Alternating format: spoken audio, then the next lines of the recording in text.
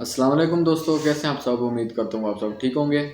تو آج دوستو آپ کو میں ایک کہانی سناتا ہوں چار گھوڑوں کی۔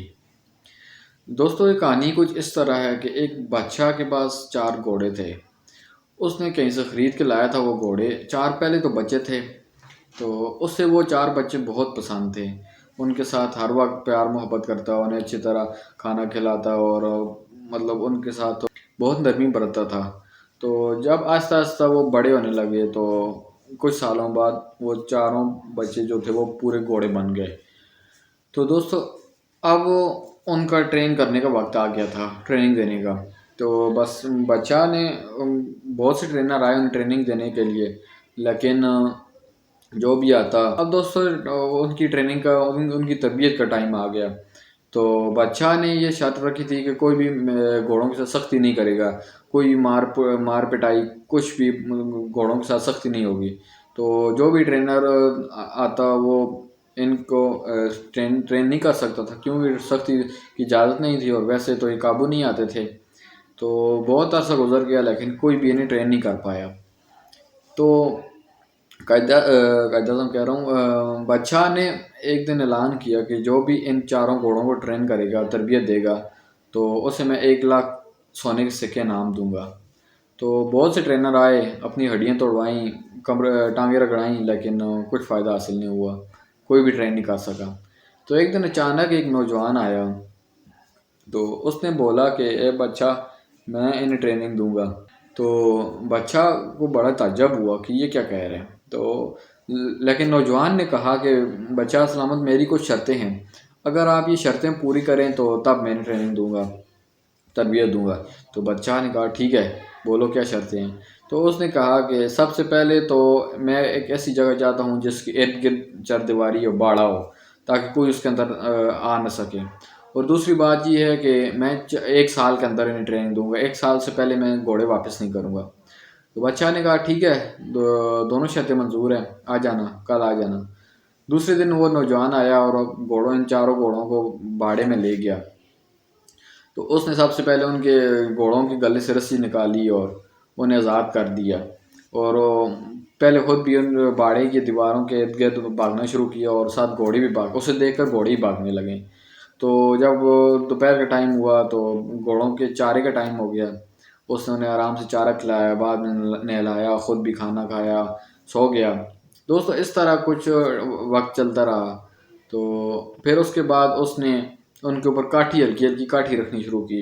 جب پہلے دن تو کاٹھی رکھی تو ان چاروں نے کاٹھی گرا دی۔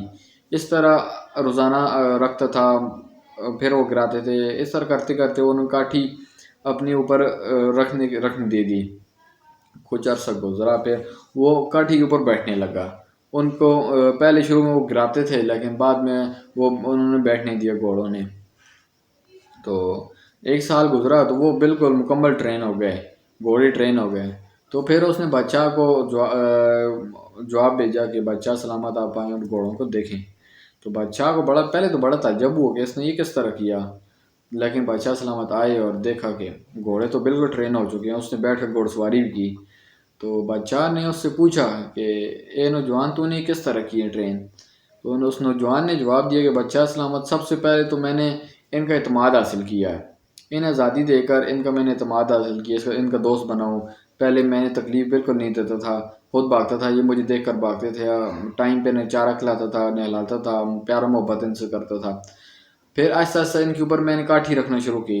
شروع میں تو گراتے تھے، لیکن بعد میں یہ عادی ہو گئے تھے۔ بعد میں ان کے اوپر پیٹھ کے اوپر بیٹھنا شروع کیا۔ مجھے بھی پہلے انہوں نے گرایا، لیکن آہستہ آہستہ عادی ہو گئے تھے اس کے بھی، لیکن میں نے ٹرین کر دیے۔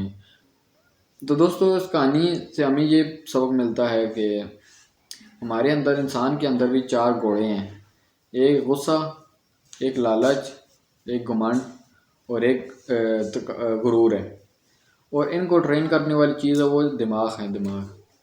غصہ اس طرح کہ غصے والا جو گھوڑا ہے نا، وہ انسان کو خود نقصان دیتا ہے۔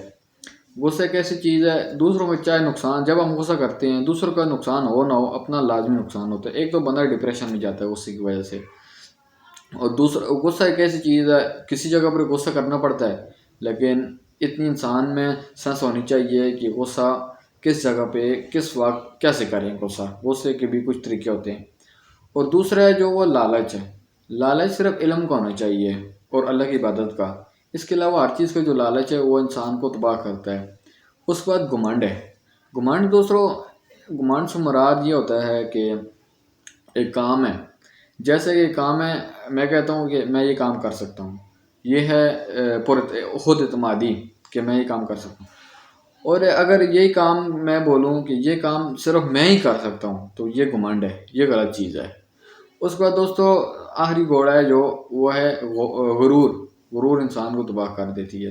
اب ان سب کو ٹرین کرنے کے لیے دماغ ہے ٹرینر، اور اب ہم انہیں سکون کے ساتھ، آرام کے ساتھ، آہستہ آہستہ ہم انہیں ٹرین کریں تو انشاءاللہ ہم ان چاروں چیزوں پر قابو پا جائیں گے. اگر ہم ان چاروں چیزوں پر قابو پا لیں تو انشاءاللہ ہماری زندگی اچھی زندگی بن جائے گی. اوکے، اللہ حافظ.